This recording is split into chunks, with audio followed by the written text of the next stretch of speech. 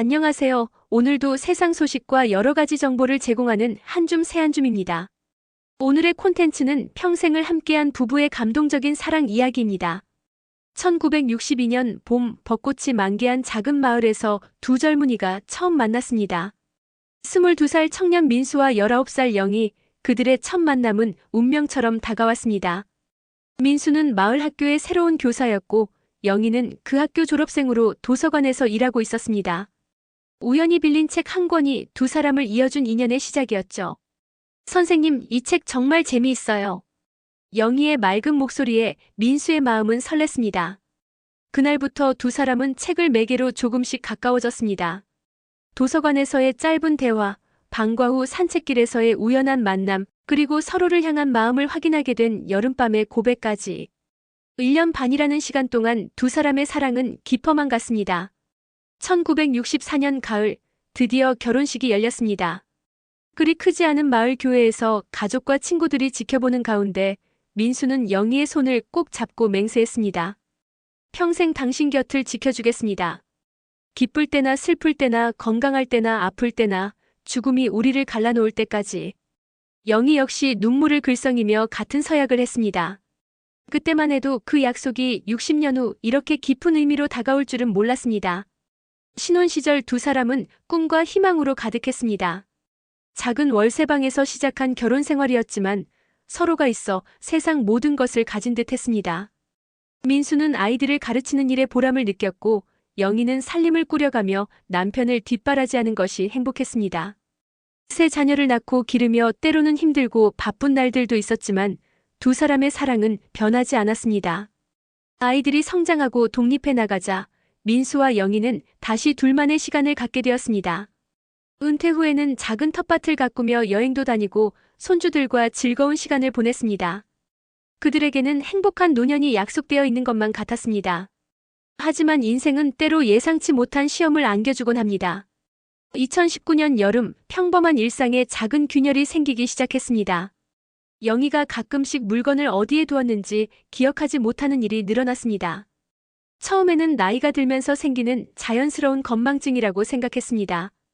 여보, 안경 어디 뒀지? 지갑이 없어졌네. 이런 일들은 누구에게나 있을 수 있는 일이니까요. 하지만 점점 더 심각한 신호들이 나타나기 시작했습니다. 영희가 평소 잘 알던 길에서 길을 잃는 일이 생겼습니다. 동네 마트에 갔다가 집으로 돌아오는 길을 찾지 못해 1시간 넘게 헤맨 것입니다. 민수가 걱정되어 찾으러 나갔을 때 영희는 멀뚱히 서 있으면서 여기가 어디지? 하고 물었습니다. 그 순간 민수의 가슴에 불안한 기운이 스쳐 지나갔습니다. 더 충격적인 일은 며칠 후에 일어났습니다. 영희가 민수의 이름을 기억하지 못한 것입니다. 저 죄송한데 성함이 어떻게 되세요? 60년 가까이 함께 살아온 남편의 이름을 묻는 아내의 모습에 민수는 말문이 막혔습니다. 가슴이 먹먹해지고 눈앞이 캄캄해졌습니다. 영희야, 나야. 민수야. 하지만 영희는 여전히 낯선 사람을 보는 듯한 눈빛이었습니다. 그날 밤 민수는 잠을 이룰 수 없었습니다. 머릿속에는 온갖 생각들이 뒤엉켰습니다. 설마 치매는 아니겠지? 단순한 건망증이겠지? 병원에 가보면 괜찮다고 할 거야. 하지만 마음 한구석에서는 이미 답을 알고 있었습니다. 다음 날 아침 민수는 영희의 손을 잡고 병원으로 향했습니다. 의사의 진단은 예상했던 대로였습니다. 알츠하이머성 치매 초기 단계로 보입니다. 그 말을 듣는 순간 민수의 세상은 무너져 내리는 것 같았습니다. 영희는 진단 결과를 이해하지 못하는 듯 멀뚱히 앉아 있었고 민수는 혼자서 이 모든 현실을 받아들여야 했습니다. 의사는 차분하게 설명했습니다. 치매는 완치가 어려운 질병입니다. 하지만 적절한 관리와 사랑으로 진행 속도를 늦출 수 있습니다. 가족의 역할이 매우 중요해요. 민수는 고개를 끄덕였지만 실제로 무엇을 해야 할지 막막하기만 했습니다. 집으로 돌아오는 길에 영희가 물었습니다. 우리 병원에 왜 갔지? 민수는 답할 수 없었습니다. 이제 모든 것이 달라질 것이라는 사실만이 무겁게 가슴을 눌렀습니다. 치매 진단을 받은 후 민수의 일상은 완전히 바뀌었습니다. 새벽 5시에 눈을 뜨는 것으로 하루가 시작됩니다. 영희가 밤새 몇 번씩 깨어 화장실을 가려 하지만 길을 찾지 못해 헤매기 때문입니다.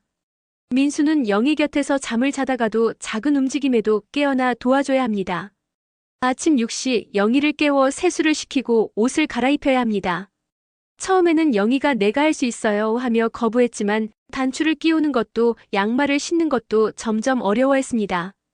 민수는 60년 만에 아내의 옷을 갈아입혀주게 되었습니다. 신혼 시절에는 상상도 못했던 일이었지만 이제는 당연한 일과가 되었습니다. 아침 식사 시간도 만만치 않습니다. 영희는 숟가락 사용법을 잊어버렸습니다. 밥을 떠서 입으로 가져가는 것이 어려워졌죠. 민수는 옆에 앉아서 한 숟가락씩 떠서 입에 넣어줍니다. 영희야, 천천히 씹어. 하지만 영희는 때로 음식을 뱉어내기도 하고 삼키는 것을 잊기도 합니다. 30분이 걸려야 한 공기밥을 겨우 먹입니다. 낮에는 영희가 계속 어디론가 가려고 합니다. 집에 가야 해요. 엄마가 기다려요. 이미 돌아가신 시어머니를 찾거나 지금 살고 있는 집이 자신의 집이 아니라고 생각합니다. 민수는 영희를 달래면서 집안에서 함께 시간을 보내려 노력합니다. 그림책을 보여주고 예전 사진을 꺼내서 함께 보기도 합니다. 가끔 영희가 이 사람 누구지? 하며 사진 속 자신의 모습을 가리킬 때면 민수의 마음은 저릿해집니다. 오후에는 간단한 산책을 나갑니다. 하지만 영희는 10분도 걷지 못하고 지쳐합니다. 예전에는 몇 시간이고 함께 걸었던 영희가 이제는 몇 걸음 걷는 것도 힘들어합니다. 민수는 영희의 팔을 부축하며 천천히 걷습니다. 동네 사람들이 어머 영희 씨 많이 야위셨네요 하고 인사를 건네지만 영희는 누가 누구인지 알아보지 못합니다. 저녁 시간이 가장 어렵습니다. 해질녘 증후군이라고 불리는 현상으로 영희의 불안감이 최고조에 달합니다. 갑자기 울기 시작하거나 집을 나가겠다고 고집을 부립니다. 민수는 영희를 진정시키기 위해 옛날 노래를 불러주거나 손을 잡고 함께 앉아 있습니다.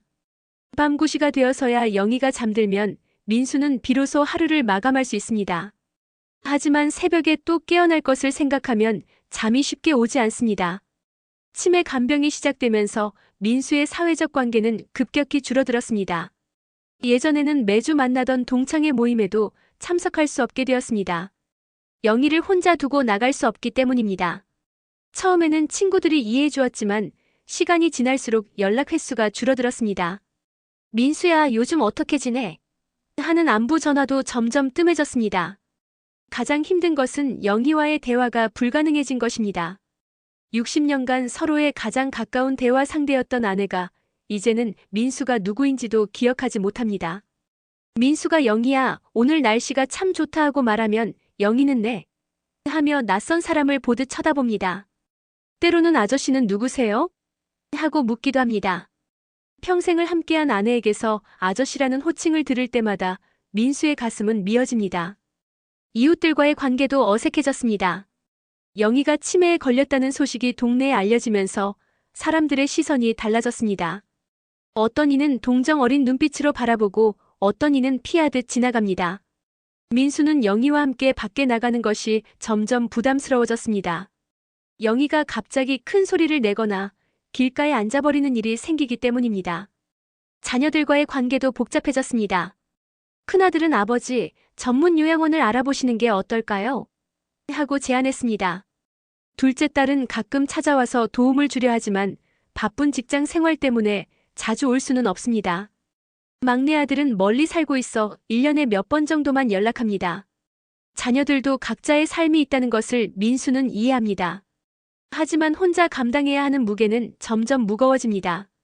저녁이면 민수는 혼자 앉아서 생각에 잠깁니다. 내 이야기를 들어줄 사람이 없구나. 하루 종일 영희를 돌보느라 지쳤지만 정작 자신의 마음을 털어놓을 곳은 없습니다. 예전에는 영희가 가장 좋은 상담자였는데 이제는 그마저도 잃었습니다. 친구들은 멀어졌고 자녀들은 바쁘고 이웃들은 어색해졌습니다. 가끔 민수는 창밖을 내다보며 혼잣말을 합니다. 이렇게 살아가는 게 맞나? 언제까지 견딜 수 있을까? 하지만 곧 고개를 돌려 영희를 바라봅니다. 아무것도 모르는 듯 평온한 얼굴로 잠들어 있는 아내를 보면 다시 힘을 내야겠다는 마음이 듭니다. 외롭지만 포기할 수는 없습니다. 60년 전 교회에서 했던 그 약속이 민수의 마음속에서 메아리칩니다. 평생 당신 곁을 지켜주겠습니다. 치매 간병 생활이 2년째 접어들 무렵 민수는 거의 희망을 잃을 뻔했습니다. 영희의 상태는 계속 나빠지기만 하고 민수 자신도 몸과 마음이 지쳐가고 있었습니다. 그런데 어느 가을날 오후 기적 같은 일이 일어났습니다. 민수가 평소와 같이 영희 옆에 앉아서 예전 앨범을 펼쳐보고 있었습니다. 결혼식 사진, 아이들 어릴 적 사진, 가족 여행 사진들을 하나씩 보여주며 설명했습니다. 영희는 대부분 무표정하게 바라보기만 했습니다. 영희야, 이거 우리 결혼식 사진이야. 기억나? 하지만 영희는 여전히 반응이 없었습니다. 그런데 갑자기 영희의 눈에서 무언가 반짝이는 것이 보였습니다. 영희가 사진을 자세히 들여다보더니 조심스럽게 손가락으로 사진 속 자신의 얼굴을 가리켰습니다. 이게 나야? 민수의 심장이 뛰기 시작했습니다. 맞아, 영희야. 그게 너야. 예쁘지? 영희는 한참 사진을 바라보다가 민수를 돌아봤습니다. 민수야? 영희의 입에서 나온 남편의 이름. 2년 만에 처음 듣는 자신의 이름이었습니다. 민수의 눈에서 눈물이 흘러내렸습니다. 그래, 나야. 민수야. 영희는 민수의 얼굴을 한참 바라보더니 천천히 손을 뻗어 민수의 뺨을 쓰다듬었습니다. 고생 많았구나. 그 순간 민수는 60년 전 처음 만났을 때의 영희를 보았습니다. 맑은 눈빛, 따뜻한 미소, 상냥한 손길이 모두 그대로였습니다. 비록 짧은 순간이었지만 민수의 영희가 돌아온 것 같았습니다. 영희야, 사랑해. 민수가 말하자 영희도 나도 사랑해 하고 대답했습니다. 그 마법 같은 시간은 30분 정도 지속되었습니다. 영희는 민수와 함께 사진을 보며 웃기도 하고 예전 이야기를 조금씩 떠올리기도 했습니다. 우리 첫 데이트가 도서관이었지? 맞아, 너는 항상 책을 좋아했어. 민수는 그 순간이 영원히 계속되기를 바랐습니다. 하지만 저녁이 되자 영희는 다시 멍한 표정이 되었습니다. 민수를 알아보지 못하는 눈빛으로 돌아갔습니다. 그래도 민수는 실망하지 않았습니다. 그 30분이 있었기 때문에 다시 희망을 가질 수 있었습니다. 영희가 완전히 떠난 것은 아니구나. 어딘가에서 나를 기억하고 있구나. 그 이후로도 가끔씩 이런 기적 같은 순간들이 찾아왔습니다. 몇 분 동안, 때로는 몇 초 동안이지만 영희가 민수를 알아보는 순간들이 있었습니다. 그럴 때마다 영희는 고마워, 미안해, 사랑해 같은 짧은 말을 건넸습니다. 민수에게는 그 한마디 한마디가 세상에서 가장 소중한 선물이었습니다. 이런 순간들이 있어서 민수는 계속 버틸 수 있었습니다. 3년간의 간병 생활을 통해 민수는 많은 것을 배웠습니다. 처음에는 어떻게 해야 할지 몰라 당황했지만 시행착오를 거치며 나름의 노하우를 터득하게 되었습니다. 무엇보다 중요한 것은 일정한 생활 리듬을 유지하는 것이었습니다. 매일 같은 시간에 기상하고 같은 시간에 식사하고 같은 시간에 잠자리에 드는 것입니다.